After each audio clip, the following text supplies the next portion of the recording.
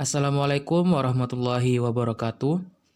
Kami dari kelompok 2 mata kuliah studi Al-Quran dan Hadis yang beranggotakan Muhammad Iqbal Hasan, Rifatun Nada, dan Nazaruddin Azhar Maskuri akan mempresentasikan tema mengenal hadis secara global dengan 4 outline pembahasan, yaitu pengertian hadis, sejarah, periwayatan, dan takhrij.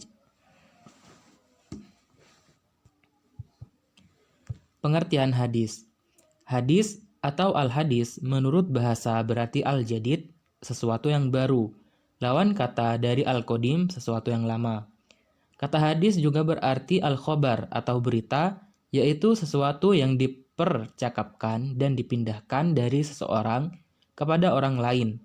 Jamaknya adalah al-ahadis.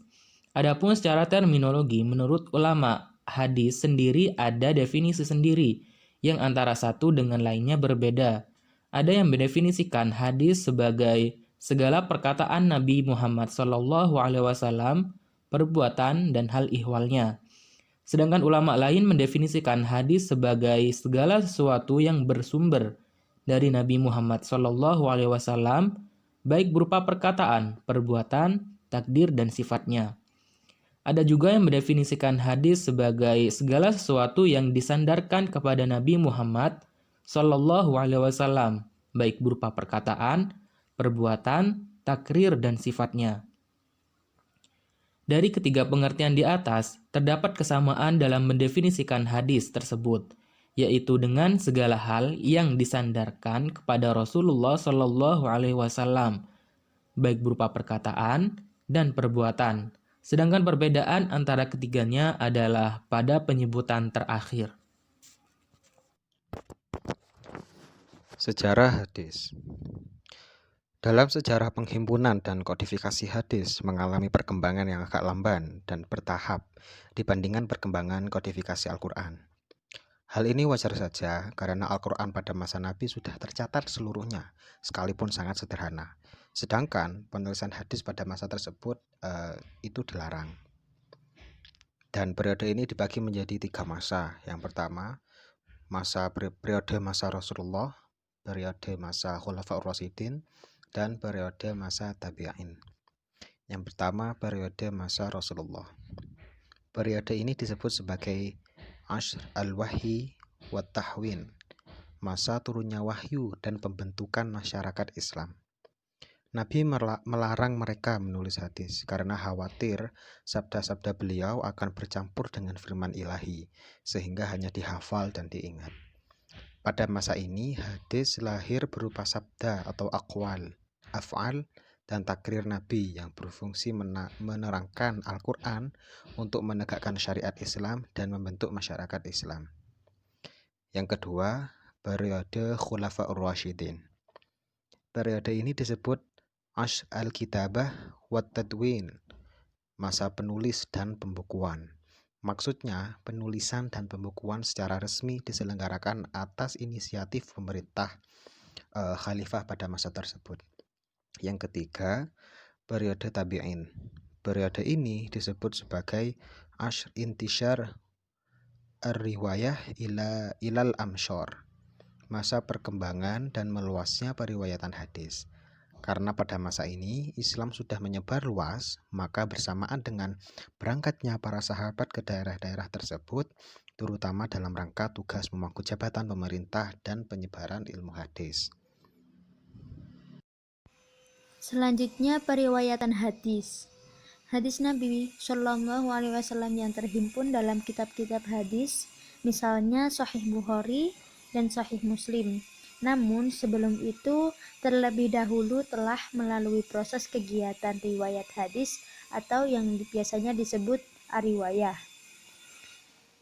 Menurut istilah ilmu hadis, yang dimaksud dengan al-riwayah ini adalah kegiatan penerimaan dan penyampaian hadis serta penyadaran hadis ini kepada rangkaian pada para periwayatnya dengan bentuk-bentuk tertentu.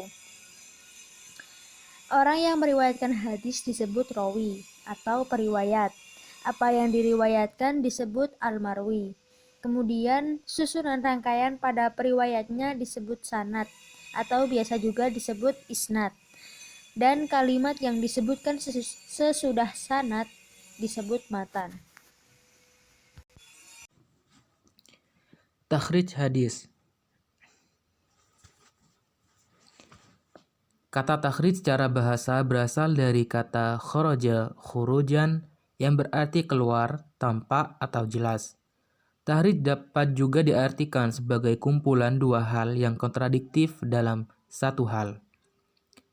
Takhrij juga dimaknai dengan mengeluarkan, meneliti, dan mengarahkan. Kata takhrij merupakan bentuk masdar dari fi'il madhi kharraja, yang artinya az-zuhur atau tampak. Menurut Mahmud At-Tohan yang merupakan ahli metodologi takhrij hadis, selain artinya melatih atau membiasakan dan memperhadapkan, berarti juga berkumpulnya dua perkara yang berlawanan pada sesuatu yang satu. Juga dimaknai dengan tempat keluarnya. Jadi, jika tarik pesannya bahwa pengertian takhrij memiliki arti, yang pertama, al-istinbat, yang sama dengan akar kata takhrij, yaitu mengeluarkan. Yang kedua, at-tadrib, yang artinya membiasakan atau melatih. Dan yang ketiga adalah al-taujih, yang artinya menghadapkan. Takhrij secara terminologi menurut Mahmud At-Tohan dalam Abdul Haris mengartikan bahwa takhrij berarti menunjukkannya tempat hadis pada sumber-sumbernya yang asli, di mana hadis dikeluarkan dengan rangkaian periwayatannya atau sanad, kemudian menjelaskan tingkat kualitasnya jika diperlukan.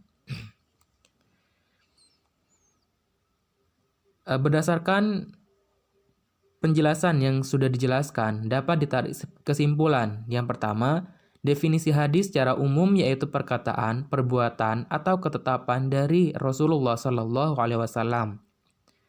Yang kedua, sejarah perkembangan hadis merupakan masa atau periode yang telah dilalui oleh hadis dari masa lahirnya dan tumbuh dalam pengenalan, penghayatan, dan pengamalan umat dari generasi ke generasi. Yang ketiga, periwayatan hadis ialah kegiatan penerimaan dan penyampaian hadis, serta penyandaran hadis.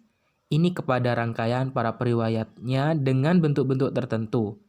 Yang terakhir adalah takhrij.